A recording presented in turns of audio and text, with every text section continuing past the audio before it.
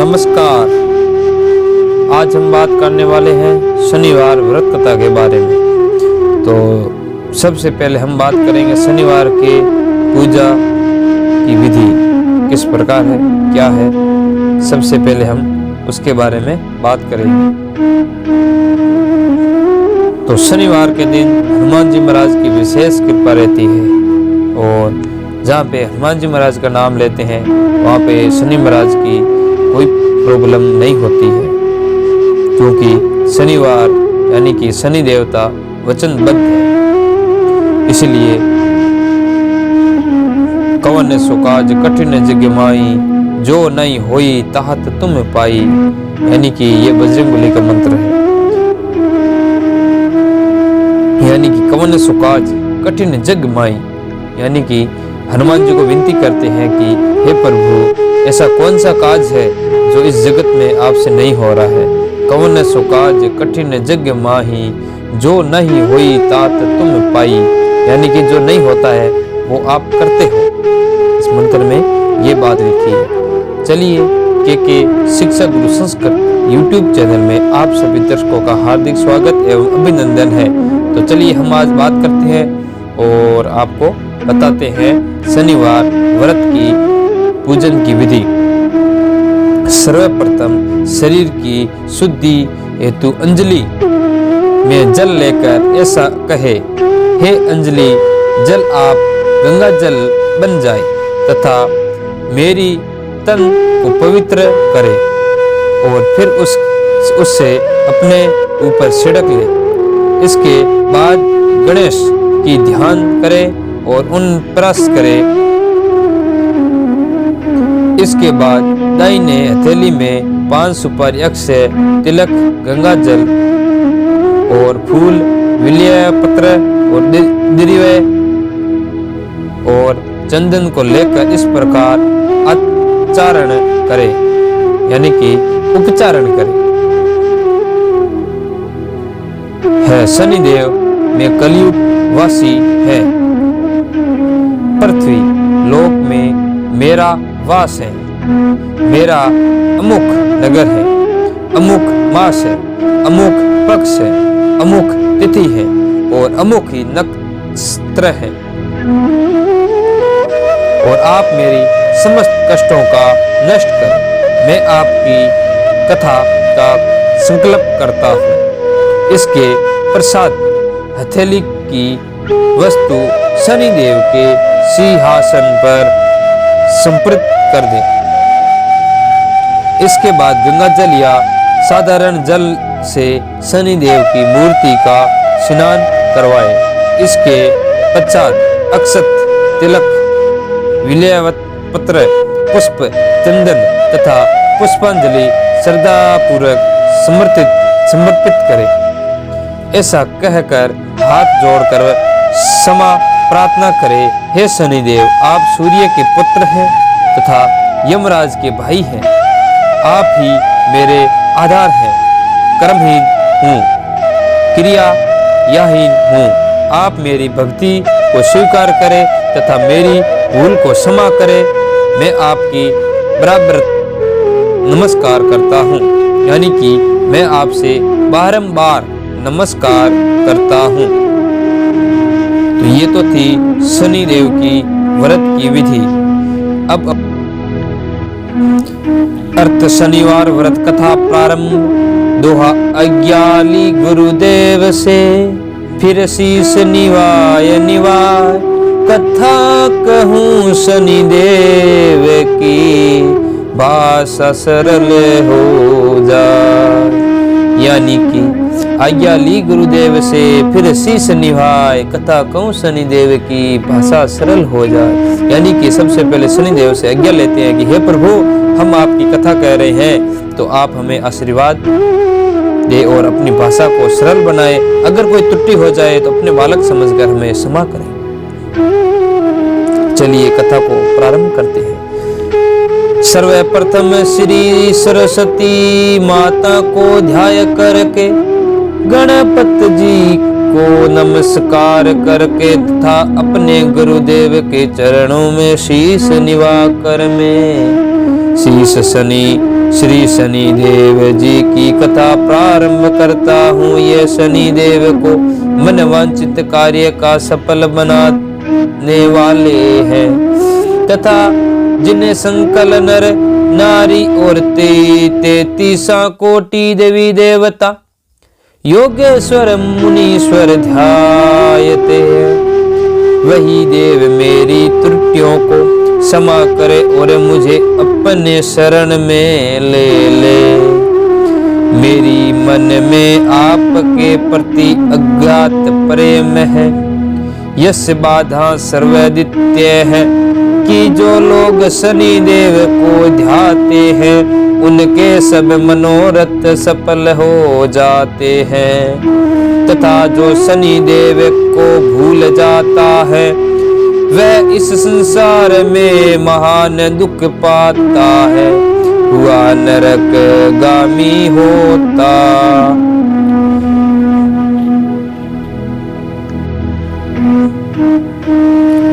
है और अगले जन्म में पशु की योनि में जाता, जो कथा में तन मन से कहने जा रहा हूँ उसे आप भी सच्चे मन से ग्रहण करें।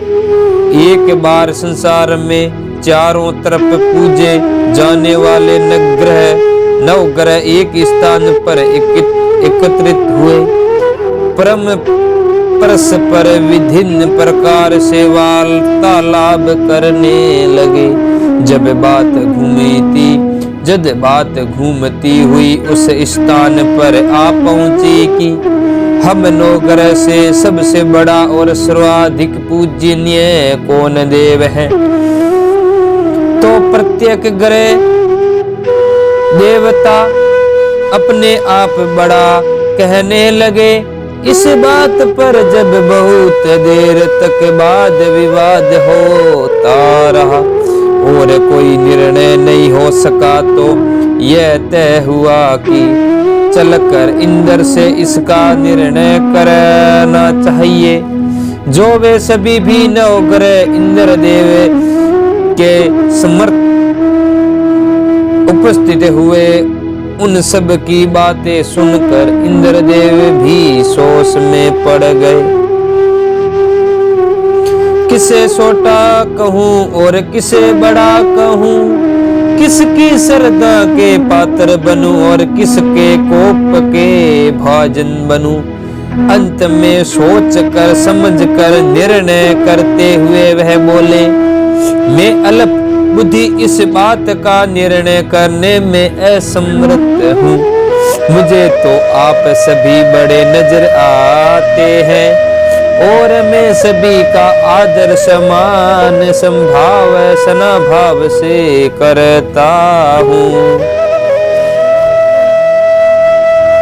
इस तरह इस पर नवग्रह संतुष्ट नहीं हुए और हट करने लगे कि इसका निर्णय आपको अवश्य करना चाहिए।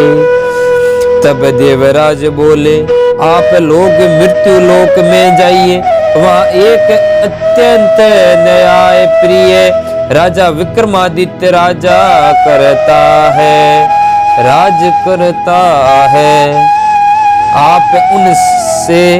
आप उनके पास जाइए, वह अवश्य आपका कोई न कोई निश्चित निर्णय कर देगा। इंद्र से निराश होकर वे सभी नवग्रह मृत्यु लोक में जाने को तत्पर हो गए। देवराज इंद्र ने जब उन्हें वहां जाते देखा तो प्रसन्न होकर चैन की सांस ली। इस धर्म संकट से निकला उसके लिए सचमुच ही कितना दुष्कर्य था। अपनी चतुराई से अपने ऊपर आए संकट को राजा विक्रमादित्य पर डाल दिया। उज्जैन नगरी की उन दिनों सारे ही भारत में धाक थी। एक तो वहां राजा विक्रमादित्य के द्वारे में बड़े बड़े ज्ञान वाले लोग का सम्मेलन होता रहता था। दूसरे उस न्यायालय प्रिय राजा के न्याय में उज्जैन नगरी का सारे भारत में डाका बजता था। स्वर्ग में जब नवग्रह का निर्णय न हो पाया तो अपने अपने विमान पर आरूढ़ हो मृत्यु लोक में आ पहुंचे। ठीक उसी समय जब राजा विक्रमादित्य का दरबार ठसाठस भरा हुआ था, तब नवग्रह वहां आ पहुंचे। नवग्रह को इकट्ठे देखकर विक्रमादित्य अपने ही सिंहासन से उठे खड़े हुए और सभी देवों को सम्मान पूर्वक आसन ग्रहण करने का अनुरोध करने लगे, परंतु उनमें से किसी ने भी आसन ग्रहण नहीं किया। विक्रमादित्य ने जब प्रश्न वाचक दृष्टि से उन्हें और देखा, बृहस्पति देव ने आगे बढ़कर जोरदार आवाज में कहा, हे राजन, हम यहाँ पर तब तक आसन ग्रहण नहीं करेंगे जब तक कि आप हमारे यह निर्णय नहीं करेंगे कि हम लोगों में सबसे बड़ा कौन है। राजा अपने ऊपर आए इस धर्म संकट को देखकर पल भर को तो घबरा गए, परंतु शीघ्र ही उसने स्वास्थ्य को संभाल लिया और अपने अपने मन में एक व्यक्ति सोच ली। दरबार में छोटे आसनों की एक पंक्ति प्रवेश द्वार तक चली गई थी। राजा ने उन्हें लोगों से कहा कि आप यहाँ पर आसन ग्रहण कीजिए और मैं सोचकर अभी आपका निर्णय करता हूँ। यह कहकर राजा अपने ही सिंहासन पर बैठ गया। सिंहासन के निकट ही जो आसन पड़ा था उस पर भाकर बहुत बृहस्पति जा बैठे। उसे भागकर बृहस्पति जा बैठे। उनके अगले आसन पर सूर्य देव जा बैठे। सूर्य के निकट ही चंद्र और फिर इसके क्रम में अगले बुध, मंगल, राहु, केतु इत्यादि ने अभी अपना अपना आसन ग्रहण कर लिया। पंक्ति में 8वें थे शुक्र, किंतु उन्हें भी संतोष था कि उनके बाद शनीश्वर बैठेंगे, किंतु आसन प्रवेश द्वार के समीप होने के कारण और सबसे अंत में होने के कारण शनिदेव उस पर नहीं बैठे। राजा विक्रमादित्य सोचा था कि जो ग्रह उस अंतिम आसन पर बैठेगा वही उसी को न्याय और दयाशील के आधार पर बढ़ा के देंगे। पर वहां तो बात ही दूसरी हो गई। शनिदेव अति क्रोधित और निकट संभाव के देता है। जब वही नहीं बैठा तो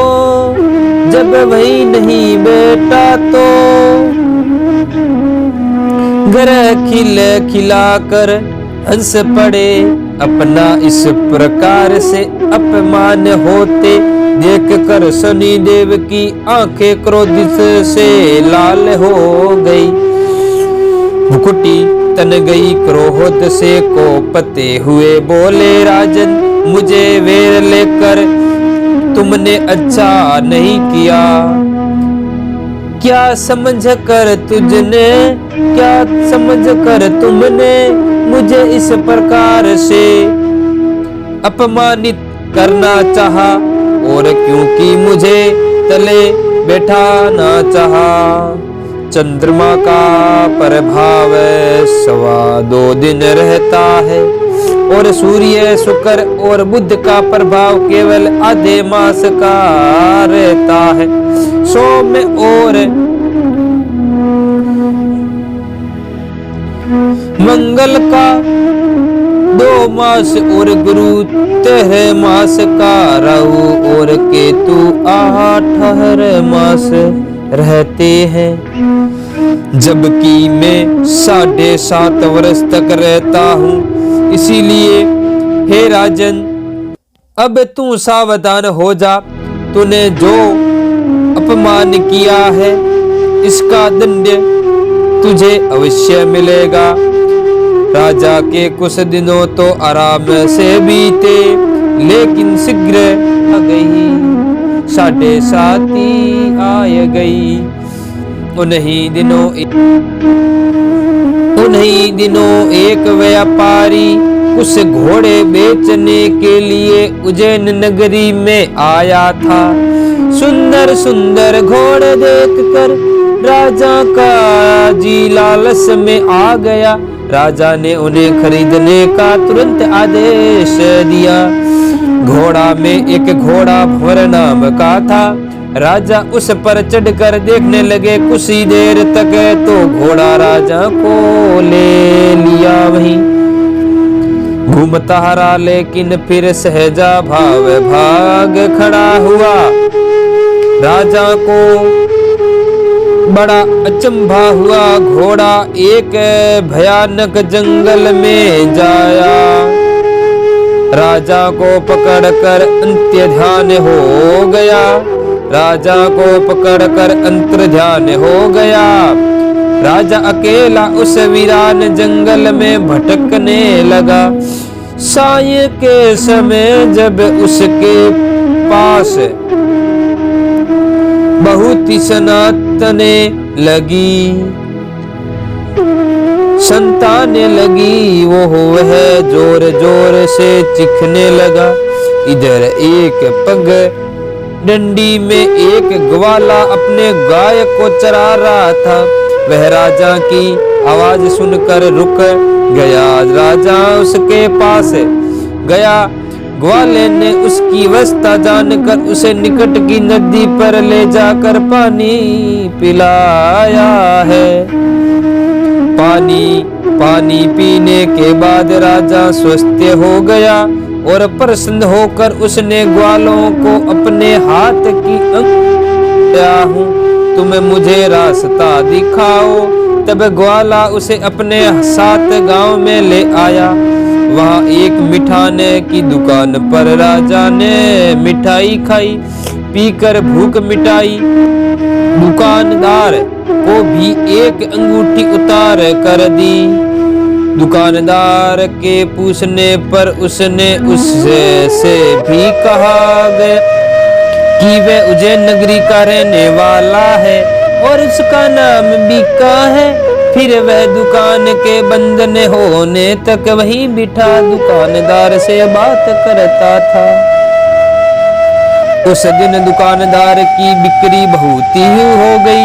उसने सोचा ये भाग्यवान पुरुष है जो इसके आने से आज मेरे बिक्री हुई बहुत ही हो गई। इसलिए रात होने पर वह उसने बोला कि वह उसके साथ उसके घर चले और उसके साथ ही भोजन भी करे। राजा मान गया। जब वह दोनों घर पर पहुंचे तो दुकानदार की पत्नी ने उनका बड़ा स्वागत सत्कार किया और अंततिथि के लिए विशेष रूप से भोजन तैयार किया। भोजन करते समय उद्भूत घटना घटी, यानी कि अद्भुत घटना घटी। जहाँ राजा भोजन कर रहा था वहीं सामने की दीवार पर सोने का एक हार कुटी पर टंका हुआ था। सहसा वह हारा वहां और आदेश हो गया। दुकानदार के यहाँ एक बांदी थी, उसने जाकर घर की मालकिन से कहा, वहाँ खूंटी पर हार नहीं है। जब बात दुकानदार तक पहुंची तो वह उसने राजा से पूछा। राजा बोला, मुझे तो नहीं मालूम, तुम्हारे और मेरे अतिरिक्त तो वहाँ कोई भी था ही नहीं। सच सच बताओ हार कहाँ है, मुझे नहीं मालूम। राजा फिर से बोला, मेरे पास कोई हार नहीं। जब कोई निर्णय नहीं हो सका तो दुकानदार राजा को उस नगर के राजा के पास ले गया। उस नगर के राजा ने जब विक्रमादित्य की भोली भाली सूरत देखी तो बोला, वह कित कभी भी चोरी यह नहीं कर सकता, और यह कहकर उसने विक्रमादित्य को छोड़ दिया। विक्रमादित्य जब उस नगर में ही इधर उधर घूम रहा था, जब उस नगर के एक तेली ने उसे कहा कि वह उसके यहाँ काम कर लेता, उसे वह रहने की स्थान और खाने की सामग्री भी देता। राजा मान गया और तेली उसे अपने घर में ले आए। वहाँ राजा सारा दिन घानी पर बैठा उसके बोला को हाँकता रहा और तेल बाजार में तेल बेचता आता था। जब वर्ष ऋतु आई तो मुसलधार वर्षा होने लगी। तब धानी पर बैठी हुई विक्रमादित्य ने मौज से आकर उसे स्वस्यर में राग लापना आरंभ कर दिया। निकट ही नगर के राजा राजमहल था। वहाँ खिड़की में बड़ी राजकुमारी ने जब राजा का मधुर स्वर में गीत सुना तो वह अपना दिल हार बैठी। उसने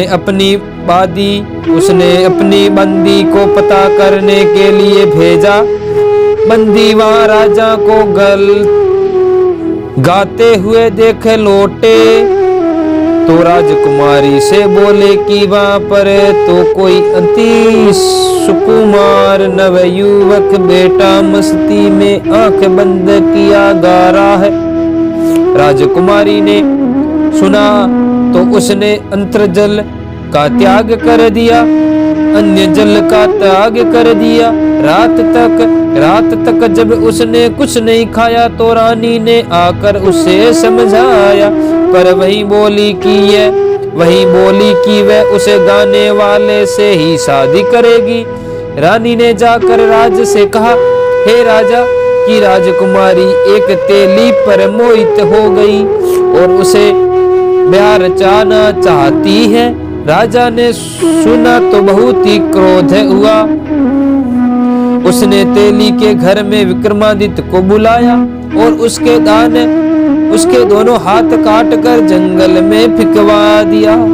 यह बात जब राजकुमारी को पता चली तो वह और भी अपनी बात पर टूट हो गई। बोली, मैंने तो अब उसी को वर लिया करूंगी, चाहे किसी को भी हो उसी से विवाह करूंगी।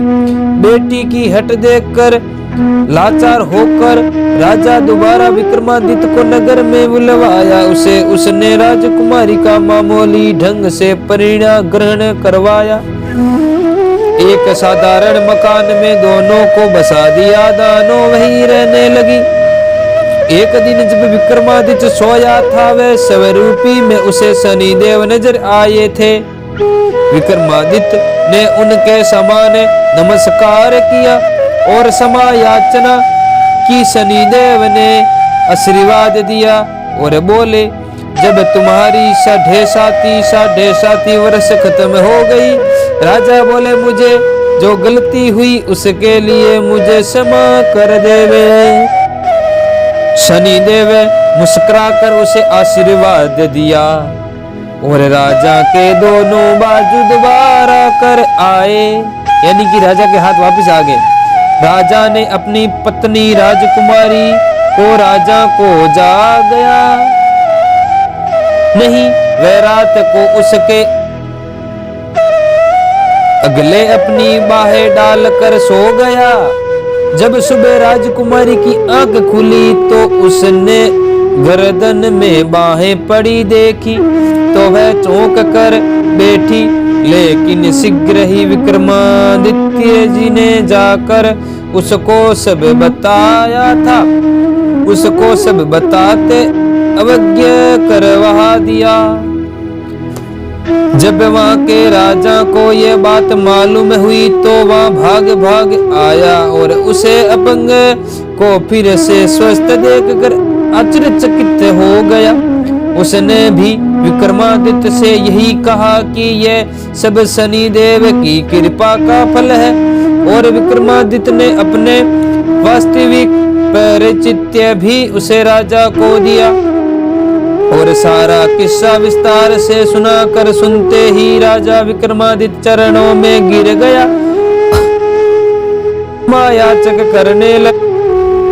समायाचक करने लगे।